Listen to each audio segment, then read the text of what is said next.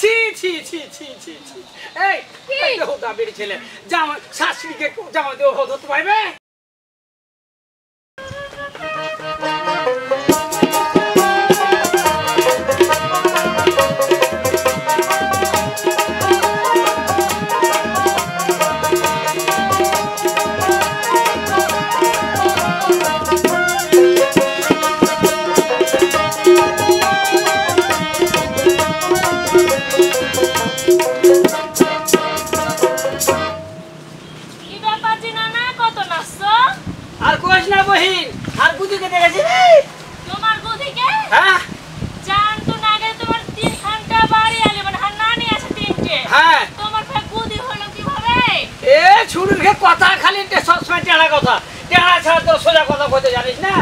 আমার 3 খান্ডা বাড়ি হলে তোর 3 খান্ডা নানি বুদ্ধি আমার লাতিন দেখেছিস কথা কহ ওটা আমি ঢুকছি দেখলো আস্তে আস্তে ঢুকলো তোমার লাতিন চলে আসবে সময় হলে তুমি হারাকে একটা গান গালা শোনাও। গান শুনবি রে ভাই? গান গাহার কি আর বয়স আছে? গান এক সময় গাইছি যখন মাঠে গরু চড়াইতে গেছি তখন গরু ঘুরে দিব না আমি রাখাল পাখাল খালি কয়তো দাদু ও তুমি গান গাও একটা গল্প করো গল্প করেছি আর দিন ম্যান ছেলে পিলে গরু ঘুরিয়ে বেড়ালছে যাই যখন শুনতে চাহালি আর বুদ্ধিও তো নাই গানটা গাহি তাহলে তোরাকে একটা শোনাই। হ্যাঁ শোনাও। শরীরে চামড়া ছিল টান মিষ্টির সুরে গাইতাম গান গলার আওয়াজ আমার কত দূরে যাইতো শরীরে চামড়া ছিল টান মিষ্টির সুরে গাইতাম গান গলার আওয়াজ আমার কত দূরে যাইতো পাইকে গেল মাথার চুল কথা বলতে পড়ে ভুল আর মনে থাকে না রে পাইকে গেল মাথার চুল কথা বলতে পড়ে ভুল চোখে দেখি গন্ডগোল দন্ত নড়িল পাখি উড়ে যাবার হলো পাখি উড়ে যাবার প্রাণ ভরে গেল রসের দিন ছিল আমার একদিন রঙ্গরসের দিন ছিল আমার একদিন 12 ঘন্টা বেলায় আমার সন্ধ্যা হইল পাখি উড়ে যাবার বুঝিন সময় হইল পাখি উড়ে যাবার বুঝিন সময় হইল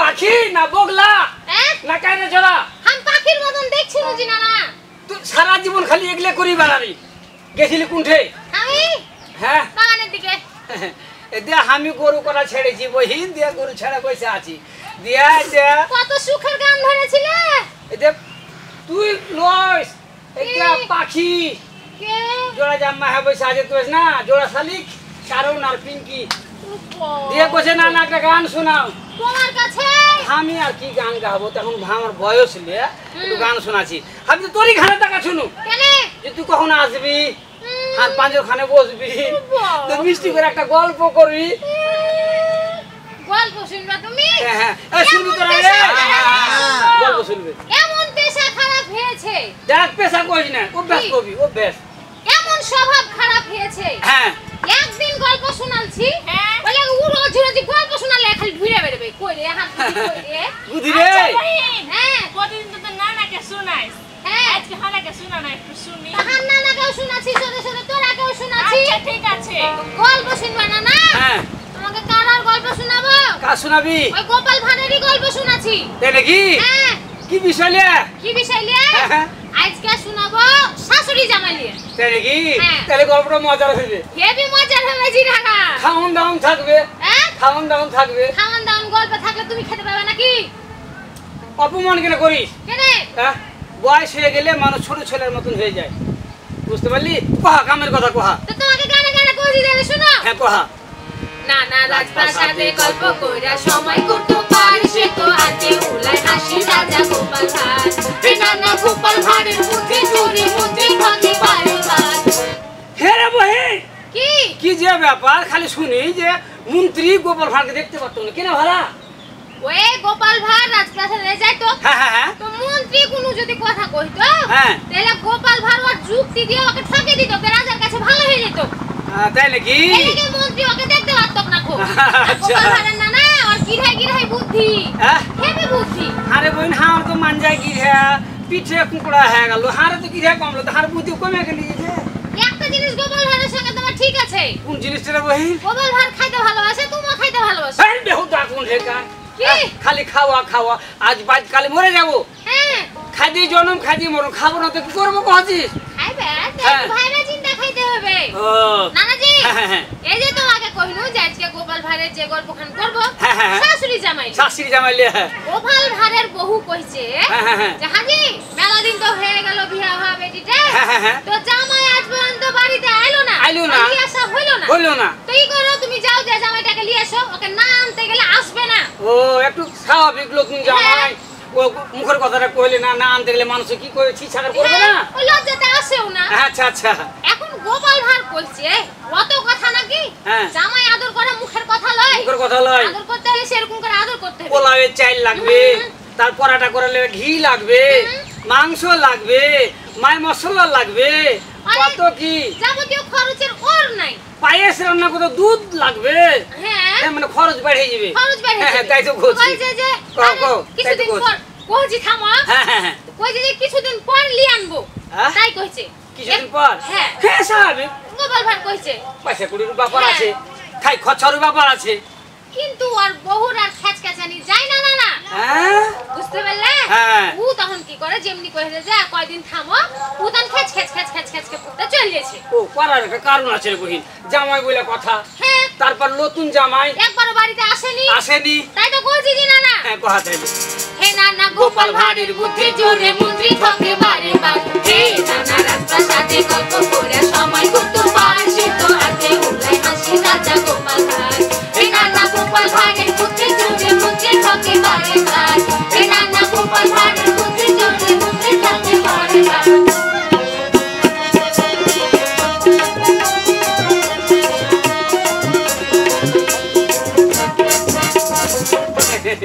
দিয়ে তখন নানা থাম থাম ফলফল করিস না তো ফলফল কেন করছিস কথা কাম করছিস আমি কত সুন্দর করে শুনছি দিয়া ওর বহু কছে তুমি জামাই নিয়ে এসো আর পয়সা করি হবে গোপাল ভাঁড় যেতে চাহে না না দিয়া কি হলো দিয়া তখন এই তো খেচ করে হ্যাঁ, যে হ্যাঁ। আমার লয়া জামা আর তুমি বাড়িতে লিয়ে আনবা না লিয়ে আনবে না খো? কথা কইছো তুমি আজই যাও যে লিয়ে এসো গা। হ্যাঁ হ্যাঁ তাই কইছে হ্যাঁ দিয়া যে কি হলো তোমাকে গানে গানে কইছি রে শোনাও হ্যাঁ কথা তাহলে বুদ্ধির জোরে সংসার চলে জ্ঞানী গুণী হয়ে যায় ফলের কাজ বলে করা কখনো কি সম্ভব হয় না না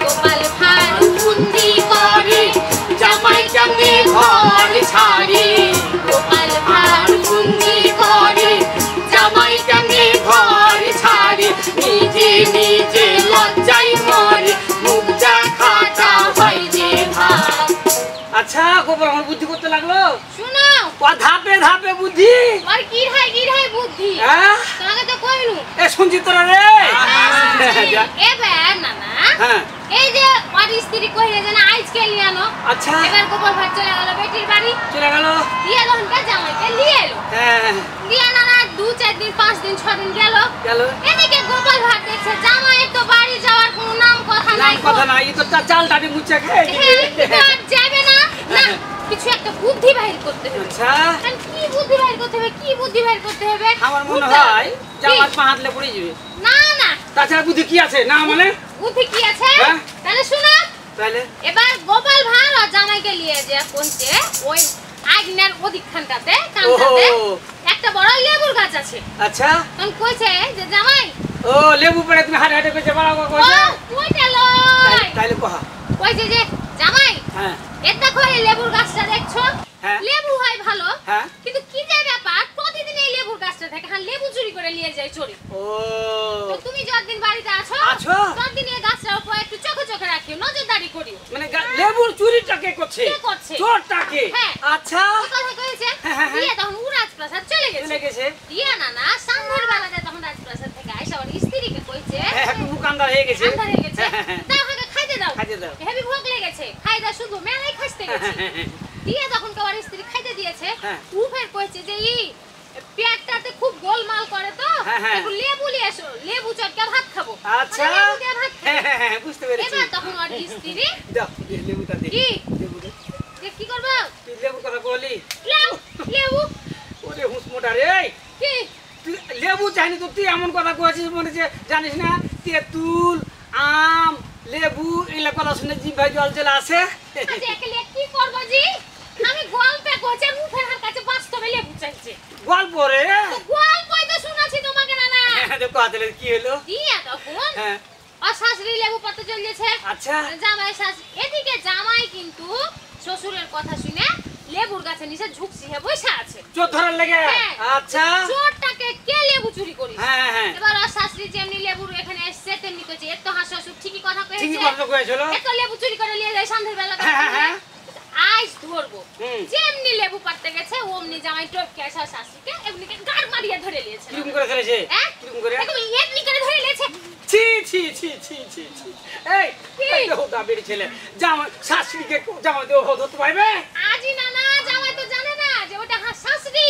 ও দিয়া তখন কে এমন করে ধরেছে যে শাশুড়ি খানটা কথা খানটাই কইতে পারে না। ধরে চিনতে পারেনি। হ্যাঁ মুখ দিয়া কথাই বাড়ে না। দিয়া কি হলো? দিয়া চিল্লাতে লেগেছে চোর চোর চোর ধরেছি চোর। চোর চোর চোর। আচ্ছা এবার গোপাল ভাড় তখন বাইরে এসে দেখছে হ্যাঁ। যে ওর জামাই ওর স্ত্রীকে ধরে আছে। আচ্ছা দিয়ে তখন কইছে এই সুযোগ জামাইকে বাড়ি থেকে বাহির করার হ্যাঁ এই সুযোগ হাতছাড়া করব না। করবো না। তখন গোপাল ভাড় এসে কইছে ছি ছি ছি ছি ছি ছি ছি ছি এই লাগা তুমি জামাইকে বাড়ি আনার লাগা এত তোর ঝোর করছিলে, তোমাকে তলে তলে এত। ওরে শালা গোপাল রে।